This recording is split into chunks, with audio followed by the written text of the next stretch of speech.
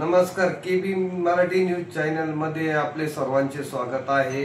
मी KB न्यूजचा उपसंपादक Raju Ambekar. तर आता जे इलेक्शनचे वारे वाहत आहे यामध्ये शिवर जिल्हा परिषद गट ओबीसी म्हणून जाहीर करण्यात आला आहे। तसंच आज वैजापूर पंचायत समिती 2025 जे आरक्षण सुटलेलं आहे त्याच्यामध्ये गणामध्ये वाकला एसटी महिलासाठी, पोखरी सर्वसाधारण महिला, सवंदगाव एससी साठी, जरूर सर्वसाधारणसाठी, लासूरगाव सर्वसाधारण महिलांसाठी, पालखेड सर्वसाधारण मध्ये, गायगाव सर्वसाधारण मध्ये, लाडगाव सर्वसाधारण मध्ये, मालगाव एससी, नागमठाम ओबीसी मध्ये, शिवर ओबीसी महिलासाठी, खंडाळा सर्वसाधारण पुरुष साधारणसाठी, मनोर ओबीसी साठी, बोरसर सर्वसाधारण महिला, वांजरगाव सर्वसाधारण महिला, विरगाव ओबीसी साठी। तर आज जे आपले पंचायत समिती जिल्हा परिषदचे इलेक्शनचे जे वारे वाहत आहे यामध्ये आता लवकरात लवकर निवडणूक होईल। तर मी आज खंडाळ्यामध्ये आहे। खंडाळ्यामध्ये आपल्या संघ उत्तम कचरू पवार हे आपल्या संघ आहे। तर यांचा राजकारणामध्ये बराच अनुभव झालेला आहे। तर ते आपल्या संघ आहे। आज त्यांच्या संघ आपण याविषयी पंचायत समिती जिल्हा परिषद असो किंवा मग तुमची आता ग्रामपंचायत पण होते आहे, तर त्यांच्या संघ आपण सविस्तर चर्चा करणार आहोत। तर साहेब, आपण काय सांगू शकता, तुमचा अनुभव कसा आहे आजपर्यंतचा राजकारणातला, आणि किती दिवस झाले तुम्हाला राजकारणामध्ये? मी 1989 पासून राजकारणात प्रवेश केला। 89ला पहिला ग्रामपंचायत सदस्य झालो आणि आतापर्यंत माझं 35 वर्षाचं राजकारणात मी आहे। मी पंचायत समिती मेंबर झालेलो आहे, सरपंच झालेला आहे, मंडळी उपसरपंच झालेले आहे आणि सदस्य बी जवळजवळ 5-5 वर्षांपासून सदस्य आहे। म्हणजे 35 वर्षाचा अनुभव माझा या राजकारणामधला आहे। आणि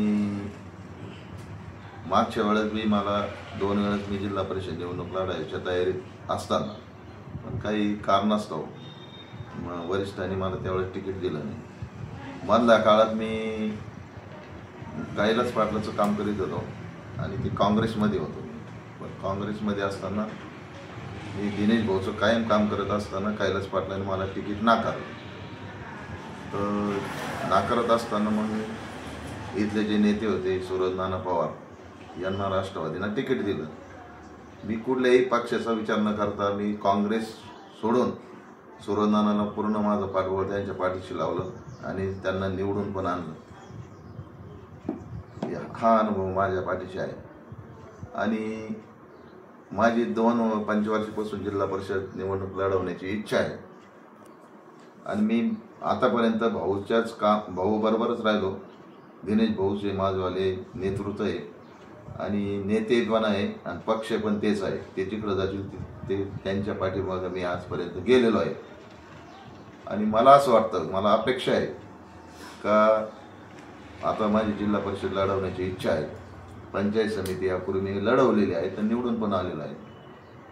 तर वरिष्ठ नेते दिनेश भाऊ हे जे निर्णय घेतील तो शेवटी मी ग्राह्य धरेल आणि त्यांच्या जो निर्णय ते देतील त्या निर्णयावर मी ठाम राहील।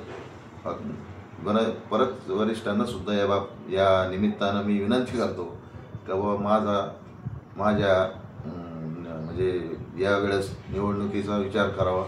पक्षाने तिकीट देण्याची म्हणजे वरिष्ठांना विनंती परत तर त्यांनी तिकीट देण्यासाठी मला विचार करावा सहानुभूतपूर्वक, असं मला वाटतं।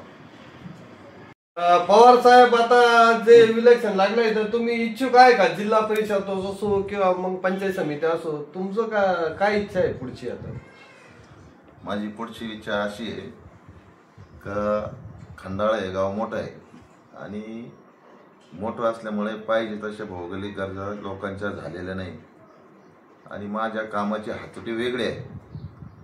आज मी ग्रामपंचायतमध्ये सदस्य आहे, पण त्या काही गोष्टीच्या अडचणी अशा येतात का राजकीय मतभेद असल्यामुळं पाहिजे तसा विकास म्हणजे या पंचवार्षिकला झाला नाही, याची खंतही मला आहे।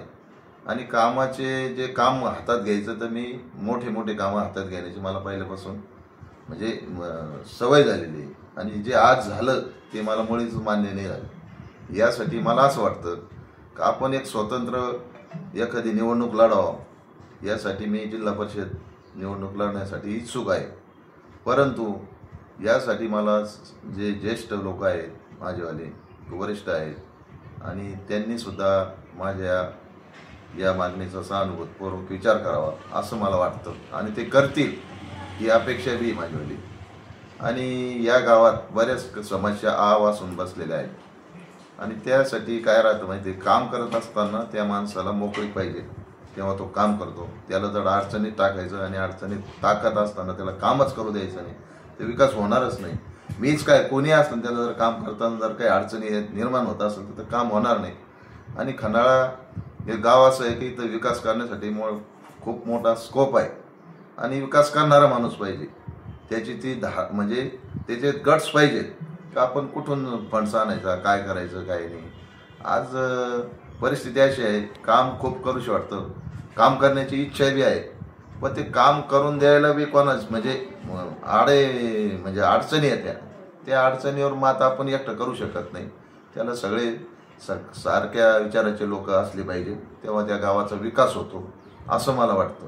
आणि हा विकास करण्यासाठीच मला जिल्हा परिषद स्वतंत्र निवडणूक लढवायची आणि गावाचा परत विकास कसा असतो हे दाखवून द्यायचं आहे.